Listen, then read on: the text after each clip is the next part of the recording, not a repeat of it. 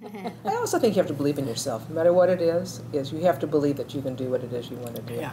I tell you, That's hard to do. I started, because my background, I have my own company now for almost 30 years, but before that I was in politics for 12 years.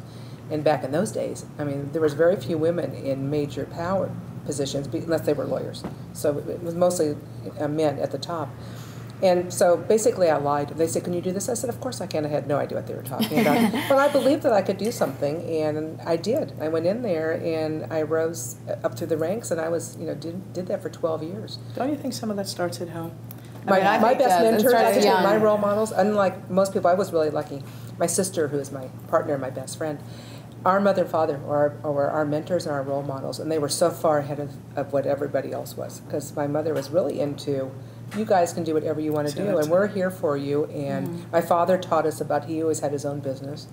We're going to, let me help you. Whatever you need, I'll tell you about being in business for yourself. And don't be afraid to make mistakes, because you're never going to learn unless you make mistakes. That's a very but you're going to learn from those mistakes. Yeah, I think, I always say that sort of my mother gave me this false sense of confidence that I could, be anything I wanted to be. That, you'd wake up one day and you'd be beautiful and you'd be brilliant and you could be anything you wanted to be. And then my father, on the other hand, countered that by, by telling us, 99 percentile, that's not high enough. Why aren't you 100th? It's like, what do you mean you got 1,500 on your SATs? What do you mean?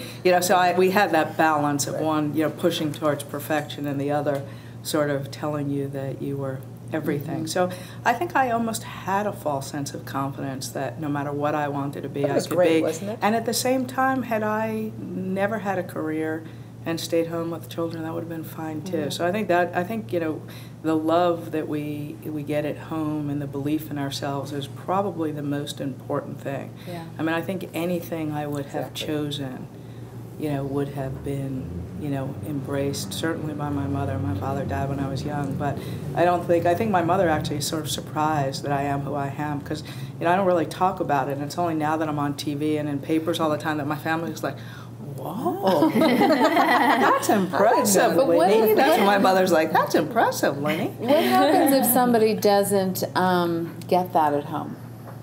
I think they have a disadvantage. They have a major disadvantage. disadvantage. A huge disadvantage. Now, one of and the that's things, where mentors, that's where other people, then you have to look to, whether it's other family members or friends or parents of friends or mentors, whatever. If you belong to an organization like maybe Boys and Girls Clubs, and there's a leader there that you can talk. There's somebody out there for you. I think everybody has somebody out there. But I think it's also important to suffer too. See, I always say that I sort of grew up like the golden girl, right?